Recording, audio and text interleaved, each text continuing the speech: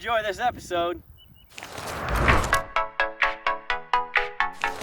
Okay, we've got our first year 1954 Aloha. Very, very rare camper. Come around, show you a little bit. This will require a little work. It did get bumped up there, but we can fix that. Now, Aloha is from Aloha, Oregon, and it came from the factory metal. It was just no paint like this. Obviously not those tires. Those have to go away. People, I think, were small in Oregon back in '53, but look how small this door is. But look at this great screen door. I think that's just, we've sand that down, shine it up. It's going to be great. Obviously, get rid of that. But yeah, it's so far so good. Kind of step up here. Come on in. Now,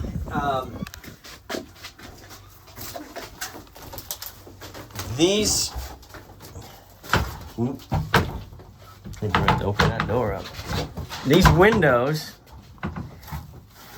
they'll have a push. They'll just push up. They don't have cranks, so they'll push out and open that way. All of them. Well, that one, and those two. Not a lot of windows in this, but I think that's good because you're really just in here to sleep most of the time anyway. So when I told you about that insulation, if you look here, that's not what we're going to use. We're going to use real insulation. But see, this is the amount of insulation you can use. That's 1 inch. Okay. So regardless of what anybody wants to call it, it's only going to be 1 inch of insulation. There's nowhere else to put any more insulation because this is the outside. So that insulation would go on there, and then we would build out with the plywood. So this is all coming down, all of it. Somebody tried to make it nice, but they just did not do a very good job. So we would have to just take it all down. This is not good. You can see where it's got some water damage up here, and they just went over the top of it. We can't let that go. That's not safe. Hi, baby, come on. So up front would be your dinette. Okay. So there would be a seat on each side, and then there would be a table in the middle, and then the table can drop down to make a bed.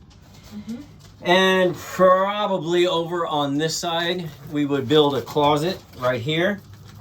Oh my goodness, Curly. We would build a closet right in this area, right up to the bed, and your refrigerator would be in here somewhere, and then you would have storage. There'd be storage underneath the bed as well. Over on this side, we would put, your dinette's gonna come out to probably somewhere in here. So this would be your kitchen sink. If you wanted a stove, we could put a stove in it, a gas stove in there as well. And so sink, stove, and then AC underneath the stove probably is where your AC would go. All right. And then up here, we would build a kitchen cabinet above the window, and then so that would be just more storage and a light for you to work with. Then there would be a light. We would put a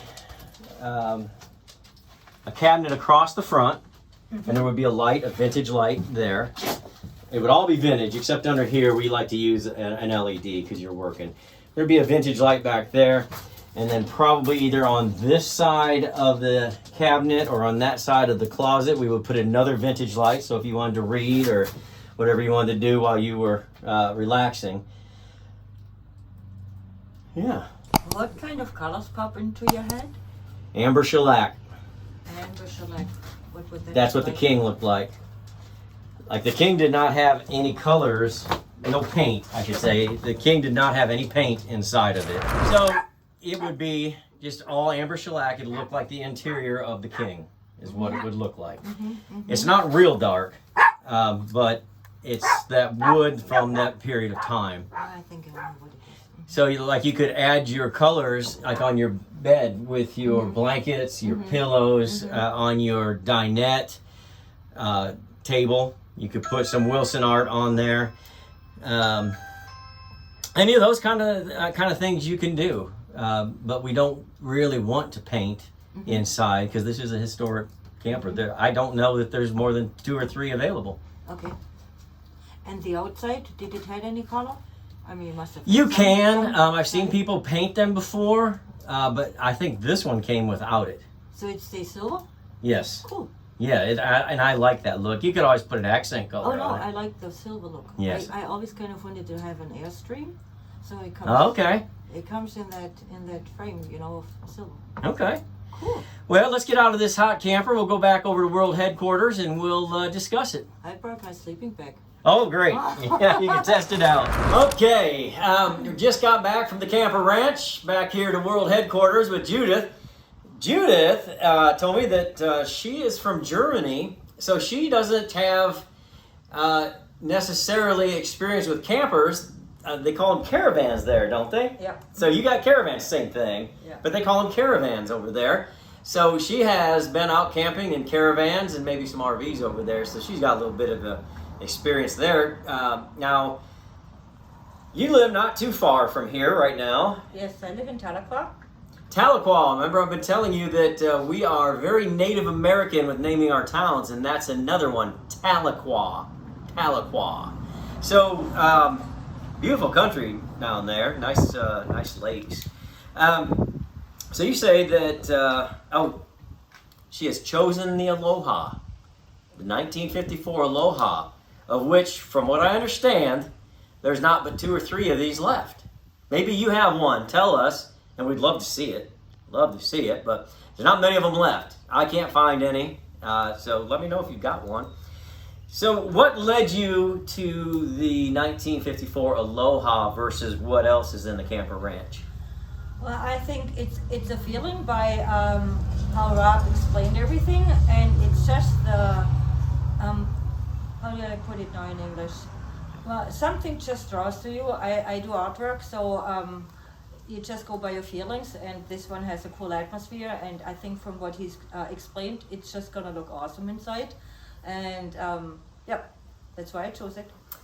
And what makes me very happy is Judith has decided that we're going to go vintage interior. Not a whole lot of changes.